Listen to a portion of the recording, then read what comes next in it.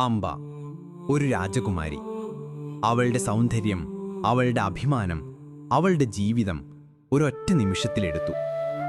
ഭീഷ്മൻ നടത്തിയ സ്വയംവരത്തിൽ അവളെ ജയിച്ചെങ്കിലും സാൽവൻ അവളെ നിരസിച്ചു. ലോകത്തിന്റെ മുന്നിൽ അവൾ അപമാനിതയായി. അവൾ കരഞ്ഞു, നിലവിളിച്ചു, ഭീഷ്മനോട് നീതി ചോദിച്ചു. പക്ഷേ ഭീഷ്മൻ, തന്റെ പ്രതിജ്ഞയിലും വാക്കിലും ബന്ധിക്കപ്പെട്ടവൻ, അവളെ സ്വീകരിച്ചില്ല.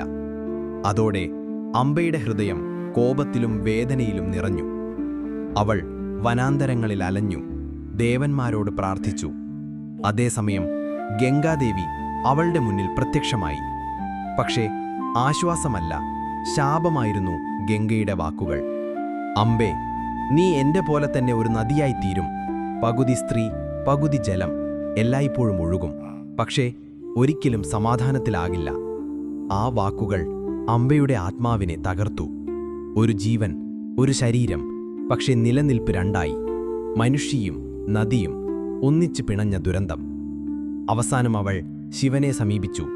തപസ്സിലും കണ്ണുനീരുമൊത്ത് ഒരപേക്ഷ മാത്രം: ഭീഷ്മനെ കൊല്ലാനുള്ള ശക്തി എനിക്ക് തരിക. മഹാദേവന്റെ വാക്കുകൾ അവളുടെ ഉള്ളിൽ മുഴങ്ങി: അംബേ, ഈ ജന്മത്തിൽ അത് സാധ്യമല്ല. പക്ഷേ നീ വീണ്ടും ജനിക്കും. ശിഖണ്ഡി എന്ന പേരിൽ നീയാണ് ഭീഷ്മന്റെ മരണകാരണം. ശിവന്റെ വാക്കുകൾ കേട്ട് അവൾ തന്റെ വിധി മനസ്സിലാക്കി. ജീവിതം അവളെ നിരസിച്ചുവെങ്കിലും മരണത്തിനുശേഷം അവളായിരിക്കും വിധിയുടെ ആയുധം. അവസാനമായി അംബ തന്റെ ദേഹം അഗ്നിക്ക് സമർപ്പിച്ചു. ജ്വാലകളുടെ നടുവിൽ അവളുടെ നിലവിളി മുഴങ്ങി: ഭീഷ്മ, ഞാൻ മടങ്ങിവരും. നിന്റെ അന്ത്യത്തിന് ഞാൻ തന്നെയായിരിക്കും കാരണം.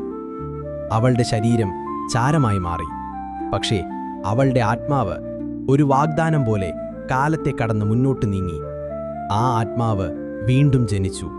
അവളിനി അംബയല്ല, അവൾ ശിഖണ്ഡിയായിരുന്നു. ഒരു സ്ത്രീയുടെ കണ്ണുനീർ, ഒരു രാജകുമാരിയുടെ കോപം, ഒരു ദേവിയുടെ ശാപം, ഒരു ദൈവത്തിന്റെ അനുഗ്രഹം, ഇതെല്ലാം ചേർന്ന് ഭീഷ്മന്റെ മഹത്തായ മരണത്തിന് വഴിയൊരുക്കി.